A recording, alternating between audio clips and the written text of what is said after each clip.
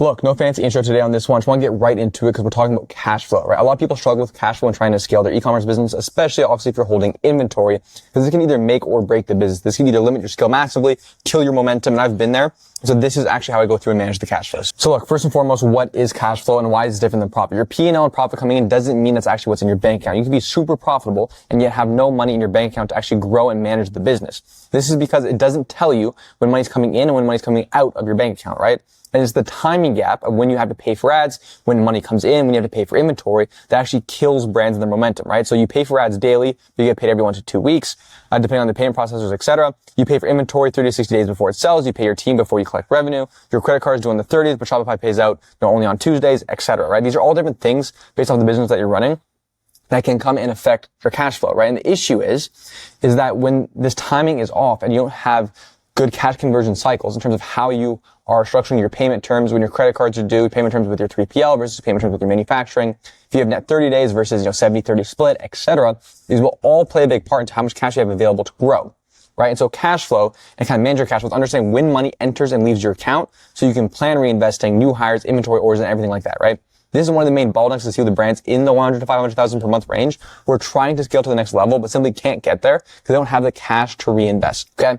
And so the first and most important thing of this is like, why do you actually have to care and manage this? Is because cash equals growth, right? Cash equals, that's how you have to look at your cash. When cash comes in, you then get to decide, hey, every dollar I spend, in this free cash flow, this free cash that I have, that I can put towards ads, or content, or hiring someone, or taking out to go spend on a watch, whatever it may be, has a certain ROI to it. And when you have cash, you can use it as a tool for growth and figure out where should I deploy this cash to get the biggest ROI, right? That's what you're trying to get to, but you can't get to that if you don't have clear management on your cash flow to begin with, okay? And so when you do this right, it's a competitive advantage because if you have more cash and more cash flow than other brands and other people, one thing, if you reinvest that smart, you can really grow. This is also why some brands get to 100K to 500K plus per month, but get stuck there because the cash comes in and they just take it out personal profit. Like that's one thing. You can do that. There's no right or wrong answer to that, but realize that when cash is a tool, it's a tool used for growth. So use it and distribute it accordingly, right? There's so many things you can do to scale right now, but my question to you is why aren't you able to do all of them? Typically, it's because you don't have enough cash. Right? If you wanted to do organic and affiliate and double down on Facebook ads and make more ads and get more content, you can do all that, but it needs people, it needs content and resources, etc. If you had the cash, technically you can do all these things to grow your business at once, but you can't because you're constrained. Okay. Now, if you should and if you shouldn't is a different conversation. But my point is, if you had more free cash flow, you can do more things to grow without your input. You get to use and deploy your resources to spark that growth. Okay. Because with more free cash, there's more content you can source, more creators you can hire, more employees you can bring on, more you can spend on ads, etc. Right? If you have more cash available than your competitors and you use it properly, you will grow faster than them. Right? This is also the difference between guys who can't get out of the dropshipping mindset because they're doing it for cash flow versus reinvesting into the product, into content, into brand to build something that's long term. Right? You need cash flow to do that. If you don't have the cash flow, well, then obviously it's a different conversation. So how do you actually track and measure cash flow? So one, you need a cash flow projection. There's a 13-week projection for cash flow that you should be using. You look at templates online. I'm not going to share my template in this video because I reserve that for clients, etc. But basically, you have a template that tracks your cash flow, right? This way you could estimate to the best of your ability and over time get better and better at it when money's coming in, when money's coming out. So you know in advance per week how much of a cash balance you have, how much you can deploy versus you need as a safety net, etc., which we'll get into. So where to actually track money coming in, right? You want to break down revenue by platform. This is your Shopify, Amazon, TikTok Shop, whatever other platforms you may have. You may have retail, you may have Chewy, I don't know, whatever it may be, right? The important part here is we're not putting in our actual revenue numbers. We're tracking when money enters the bank account, not when you make the sale, right? So when does that Shopify payout hit? When do you take out money out of the PayPal? When does Amazon pay you out? Per week, that's what you want to input as the revenue coming in from each of these sources, okay? Then you have all the money coming in. Then you want to track money going out. Right? And you want to organize this by once again money coming in and out. So you want to structure it in a way that you're looking at these numbers in this cash flow projection sheet around when money enters and leaves. So this is not a P&L. I'm not putting, payroll, software, agencies, payroll, right? We're not doing that because then you just have a P&L. You're putting in the amounts based off when they leave your bank account to pay them off or to pay them. So your wire transfers will go to a certain time. Credit card 1 may be due one time, credit card 2 may be due another day, etc. So that's when you want to put that in. When you're paying off these credit cards and you're paying off these expenses, when the money actually leaves. So that's why the simplest way to do this at scale for most of you guys watching this will be organize it by credit card, right? Not by category, but when things are actually being paid. So you have an Amex card used for ad spend, right? When are you actually paying off that credit card? When's the day in that month or on what week, right? Are you actually making the transfer from your bank account to the credit card to pay it off? Because that's when the money leaves you to them. So ad spend credit card can be one example. Then maybe you have a second credit card. for apps, subscriptions, fees, Shopify plan, etc. Once again, when does that actually due? When does the money leave? That's where you want to put that, okay? Then you have your 3PL and shipping invoices. When are you actually paying the wire transfer for that? That's where you want to put that there. Payroll, purchase orders, etc., right? When is the money actually leaving the account? That's where you put that in the cash flow projection. Okay? Then when you have that, once again, to summarize that, you end up having a cash flow projection over the next 13 weeks of, hey, here's when money's coming in. Here's when the money's actually leaving over the next 13 weeks. And you're once again estimated to the best of your ability. And over time, you'll get better and better at this. Then at the bottom, you'll have your simply net cash in versus net cash out and your ending cash balance. Right? From the ending cash balance, which we'll get into in this next part here, you can then allocate what needs to be put aside for a safety fund, what needs to be put aside for inventory, what needs to be put aside for reinvesting the ads, etc. Okay? So, the 3 phases of budgeting: when to reinvest versus take money out, and how you should budget completely based on the stage of your business. So, stage 1, call it growth, just starting out 0 to 100K per month, right? This stage that you're in is to find product market fit and scale as fast as possible. You're trying to acquire as many new customers as possible, bring them into your flywheel to make profit on them, right? So pay yourself enough to survive, nothing more. And every dollar you take out is essentially not a dollar going towards ads or reinvesting in content that you need to scale. So a lot of people make their first money, they want to take out cash, and that's fine. Once again, there's no right or wrong here. Like, you know your financial situation, you do what you think's best for you. The approach I took is I was never just trying to do this for lifestyle to make money and just take it out. I was trying to build something big. I knew I wanted to build something big. So for the first 2 years, I didn't take out any money. I just reinvest into ads, into marketing, etc. Now, looking back on that, I probably should have taken some out earlier because you never know what's going to happen, right? Lots of brands live and die and they can't make the jump to making, 3, 4, 5 years of consistent growth, right? So don't be afraid to take money out, but just understand when you take that money out, that's money that can be used for inventory or growth or ads or content or hires, etc. to really scale up the business. Okay. So at this stage, it's typically heavy reinvestment. Okay. Phase 2, you're now at kind of 100K to 500K per month. At this point, the model is proven. It's about now systems and team. You start paying yourself a real salary. Once again, now you really start shifting to giving yourself a more of a consistent set salary. Still probably lower than what it should be, but then your rest will be made up by dividends, right? Quarterly payouts based off the success. So what I do, and even now at this stage, I look at, for the role of the size of the company that I'm doing, what's my main role in the company?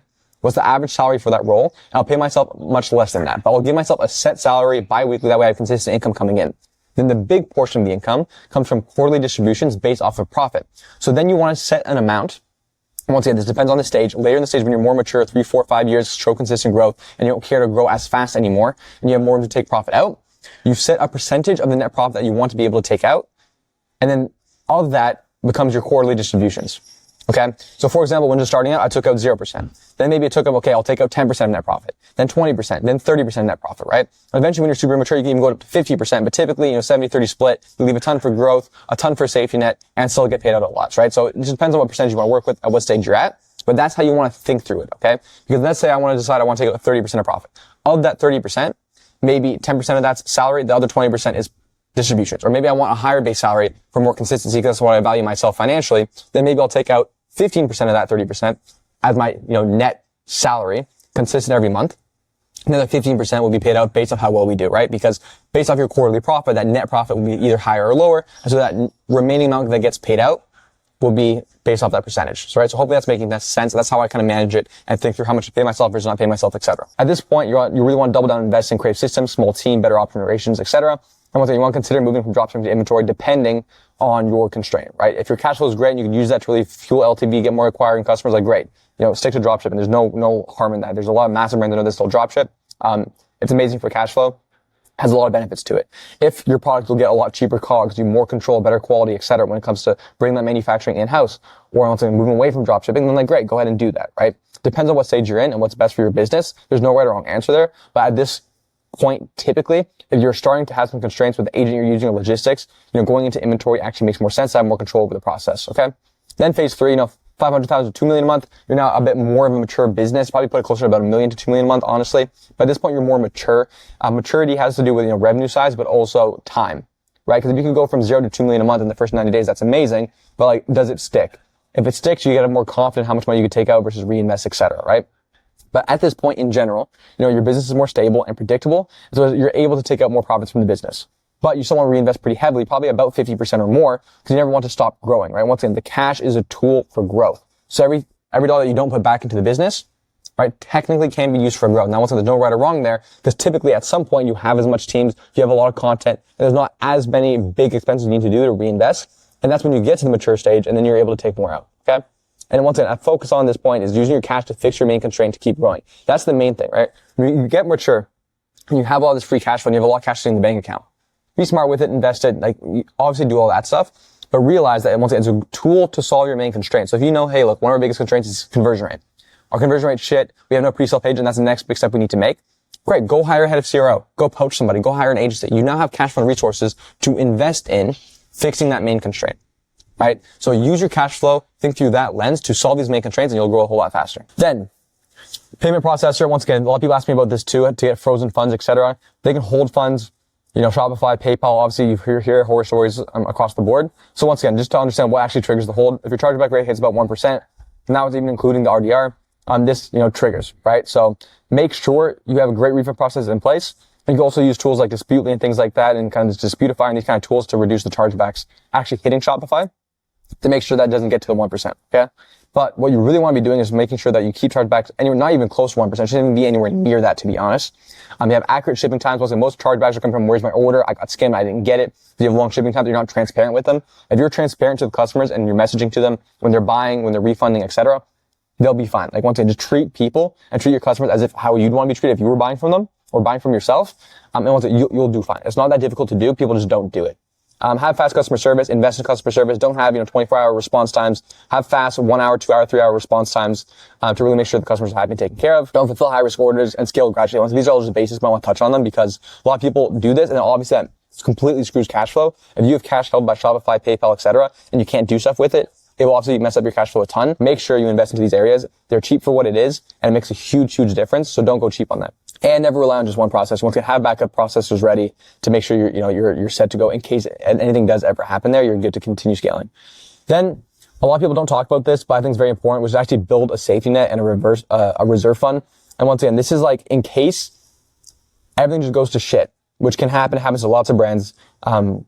And once again, just don't think it won't happen. You prepare for it, right? This is how you actually get businesses that survive, is by having a safety fund. So have a reserve fund / safety fund. And when you're growing, you should have about 2 to 3 months of fixed costs. As you get bigger, 4 to 5 months. Then ideally when you're mature, have about 6 months. 3 months for sure is what you want to aim for. If you have 3 months, you're good. If you want to be even more safe, go for 6 months. But realistically, 3 months, you're probably good. And this is a 3-month safety fund of all fixed costs. If sales went to 0, you can cover everything for 3 months without an extra sale. That's how you want to think about that, okay? And that's why 3 months is typically fine. Personally, like in my personal finances, etc., I want to have at least 6 months, ideally a year, almost always. But business, once again, if you can go 3 months without making no sales, you're probably good, because if you can't fix your issue of getting sales back within a 3-month period, business is probably dead anyways, and move on, right? So the point is 2 to 3 months, ideally 3 months, then ideally you want to get to 6 months to be extra safe. Keep this in a separate account. Don't touch this cash. Don't use it for inventory. Don't use it for paying taxes. Don't use it for paying yourself. It's a safety fund. It sits there. You never touch that cash balance, okay? And once again, this is for times like tariffs, payment holds, maybe Q4, you under-ordered or over-inventoried, or under-ordered, I can't speak English, totally, under-ordered or over-ordered inventory, and you don't have much free cash, and then you need to touch that because you have no other cash you need to use to keep the business afloat, right? That's what this is there for. These things happen. Make sure you have a safety fund. And so once again, the key takeaway here is that the brands that scale aren't always the ones that have the best product or best ads. Well, obviously that makes a big difference, but they're the ones who never run out of cash, right? Because if you have cash, great LTV, great cash flow, you can invest into growth. You'll never be in a position where your business dies. Businesses die because of lack of cash. You can be scaling to the moon and your business can die. There've been tons of e-commerce brands that scale super, super fast, all's looking good. They have cash flow issues and their business is dead because they lose momentum, right? So the businesses that survive and continue to scale, the ones that never run out of cash and have and use cash flow properly to produce high ROI returns. Okay. So with that being said, if your brand's making over 100K per month and you want to partner with me one-on-one to scale your brand, check out the link in the description. Outside of that, this was a very, very boring topic. If you're still watching to the end, congrats, because it's just on cash flow. It's a very, very boring topic, but it's one that most people don't understand, or they kind of understand, but they don't actually have projections or manage it at all until it's too late and they're forced to manage it. Like I had to do and I had to go through multiple times with my brand. And so once again, this is a very basic overview, but understand your cash flow, understand your numbers, understand that cash is a tool used for growth. Understand at what stage of your business you should take out more versus reinvest more, and then plan accordingly. But anyways, I hope this helped, and I'll see you in the next one.